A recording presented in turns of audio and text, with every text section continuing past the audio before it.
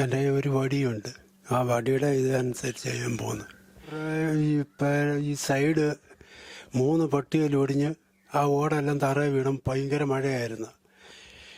അവരെ വിവരം അറിയിച്ച് അവർ സന്ധ്യയോടുകൂടി ഇവിടെ വന്ന് ഫോട്ടോയും എടുത്ത് എല്ലാം കഴിഞ്ഞുള്ള എൻ്റെ മുഖത്ത് നോക്കിയാൽ പറഞ്ഞു, ഞാൻ എന്തോ ചെയ്യാനാണ്, ഒരു മെമ്പർ അങ്ങനാണെന്ന് പറയണ്ടേ. ഞാൻ ഗണേശ് സാറിനെ പോയി കണ്ടപ്പോൾ സാറ് പറഞ്ഞു, ഇത് നമ്മുടെ നെടുവന്നൂര് സുനിലെന്ന് പറഞ്ഞ മെമ്പർ വന്ന് വീട് വൃത്തിയാക്കി തരും, അത് വീട് വെക്കാനുള്ള കാര്യങ്ങളെല്ലാം റെഡിയാക്കുമെന്ന് പറഞ്ഞു. മക്കൾക്ക് വേണ്ട ഞങ്ങളെ എന്തോ വിളിച്ച് അവരെ വിളിച്ചപ്പോൾ അവർ പറഞ്ഞു അവർക്ക് നോക്കാൻ പറ്റത്തില്ലെന്ന്,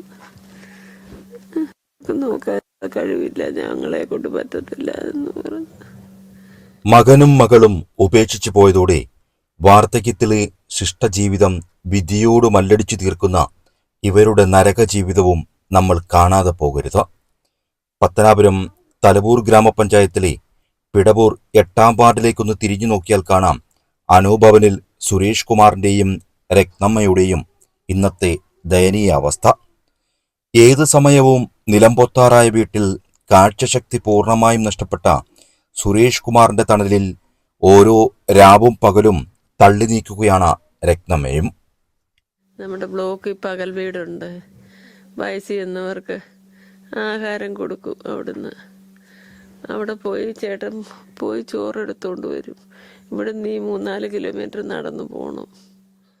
മക്കൾ ഉപേക്ഷിച്ചതോടെ വാർദ്ധക്യത്തിൽ ഒറ്റപ്പെട്ടുപോയ സുരേഷ് കുമാറിനും രത്നമ്മയ്ക്കും മുന്നിൽ ഇരുളടഞ്ഞുപോയ ജീവിതം അധികാരവർഗങ്ങളും കൊട്ടിയടച്ചതുപോലെ തോന്നുന്നു. ഒരു നേരത്തെ ആഹാരത്തിനായി 8 കിലോമീറ്ററോളം പോയി വരണം ഊന്നുമടിയുടെ സഹായത്താൽ സുരേഷ് കുമാറിന്. പോകാൻ കഴിയാത്ത സാഹചര്യങ്ങളിൽ കഞ്ഞിയുണ്ടാക്കി കഴിക്കും. ഊണും ഉറക്കവുമെല്ലാം അടുക്കളയിൽ തന്നെ. വൃത്തിഹീനമായ അന്തരീക്ഷത്തിൽ ഭാര്യയെ പരിചരിക്കാൻ പാടുപെടുന്ന സുരേഷ് കുമാറിന് ഇനി എത്ര നാൾ ഇങ്ങനെ മുന്നോട്ടു പോകാൻ കഴിയുമെന്നറിയില്ല. കരൾ രോഗവും പ്രമേഹ രോഗവും ഒരേപോലെ ബാധിച്ച രത്നമ്മയ്ക്ക് എഴുന്നേറ്റ് നിൽക്കാൻ പോലും പറ്റാത്ത അവസ്ഥയാണ്. പ്രമേഹത്തെ തുടർന്ന് കാല് മുറിച്ചു മാറ്റിയാൽ മാത്രമേ ഇനി രത്നമ്മയ്ക്ക് മുന്നോട്ടുള്ള ജീവിതം സാധ്യമാകൂ എന്ന അവസ്ഥയിലാണിപ്പോൾ.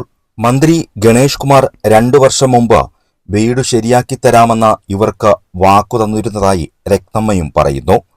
വാർഡ് മെമ്പർ പോലും ഇങ്ങോട്ട് തിരിഞ്ഞു നോക്കാറില്ല. എങ്കിലും വോട്ടഭ്യർത്ഥിച്ച രാഷ്ട്രീയ പാർട്ടികളെല്ലാം ഇവിടെ എത്താറുമുണ്ട്. കമ്മ്യൂണിസ്റ്റുകാർ വന്ന് എടുത്തുകൊണ്ട് പോകും. കോൺഗ്രസ്സുകാര് ആരും കമ്മ്യൂണിസ്റ്റുകാരും വന്ന് എടുത്ത് കയറ്റി കൊണ്ടുപോകും. വെക്കാനുള്ള കാര്യങ്ങളെല്ലാം റെഡിയാക്കുമെന്ന് പറഞ്ഞു. അപ്പോൾ അവർ പറയുന്നത് 19ാമത്തെ വീടാണ് ഞങ്ങൾക്ക് പഞ്ചായത്തിൽ പറഞ്ഞേക്കുന്നതെന്ന്. അങ്ങനെ പറഞ്ഞിട്ടേ ഉള്ളൂ, ഇതുവരെ തന്നിട്ടില്ല. ഇപ്പം 3-4 വർഷമായി ഞാൻ വീടിന് കൊടുത്തിട്ട്. സാറ് പറഞ്ഞിട്ട് ഇപ്പം 2 വർഷത്തോളം ആയി.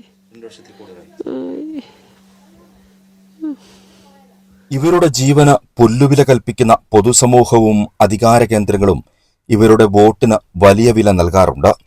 പോളിംഗ് ബൂത്തിലേക്ക് വോട്ട് ചെയ്യാൻ കൊണ്ടുപോകാൻ മത്സരിക്കുന്ന രാഷ്ട്രീയ പാർട്ടികൾ ഇവരുടെ സുഗമമായ ജീവിതത്തിനു കൂടി വഴിയൊരുക്കി നൽകണം എന്നാണ് അഭ്യർത്ഥിക്കുവാനുള്ളത്. ന്യൂസ് ഡെസ്കിൽ നിന്നും റിജോ പത്തനാപുരം.